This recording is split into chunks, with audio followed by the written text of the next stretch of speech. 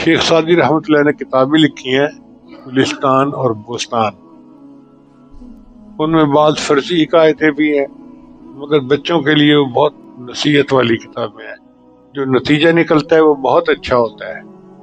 چنانچہ وہ لکھتے ہیں کہ ایک مرتبہ شاہی جھنڈے میں اور اس کے جو دیواروں کے پردے تھے ان کے درمیان مکالمہ ہوا۔ جھنڈے نے شکوہ کیا کہ دیکھو میں سردی برداشت کرتا ہوں، گرمی برداشت کرتا ہوں، جہاد میں شریک ہوتا ہوں، اور تو ہے کہ جناب کمرے کے اندر رہتا ہے اور تیرے پیچھے بادشاہ کی خوبصورت بیویاں اور بادیاں چھپتی ہیں، چہرے چھپاتی ہیں۔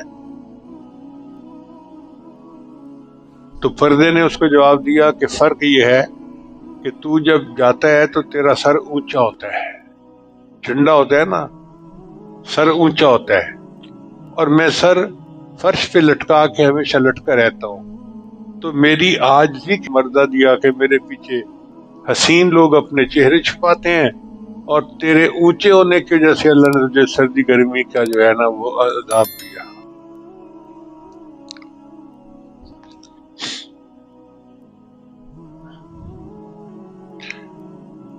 ویسے بھی اعزاز عاجزی میں ملتا ہے۔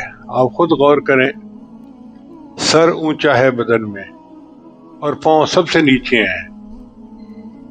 جب بھی کسی بندے کو ذلت ملتی ہے تو لوگ اس کے سر میں جوتے مارتے ہیں۔ آپ نے دیکھا کسی کے پاؤں پہ جوتے مارے گئے ہوں؟ کہاں جوتے مارتے ہیں؟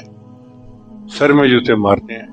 اور جب کسی کو عزت ملتی ہے تو اس کے پاؤں پکڑتے ہیں، سر نہیں پکڑتے آ کے۔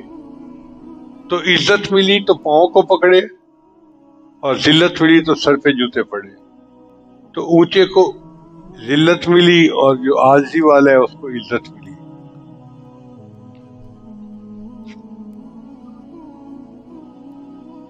اس لیے ہمارے حضرات نے فرمایا ہے کہ بہترین سالک وہ ہے جو اپنے اندر سے تکبر کو ختم کر دے۔ مجدد ثانی رحمۃ اللہ نے لکھا ہے کہ اپنے آپ کو خسیس کتے سے بھی بدتر سمجھے۔ کیا مطلب؟ کہ کتا اپنے مالک کا زیادہ وفادار ہوتا ہے، ہم اپنے مالک کے اتنے وفادار نہیں ہیں۔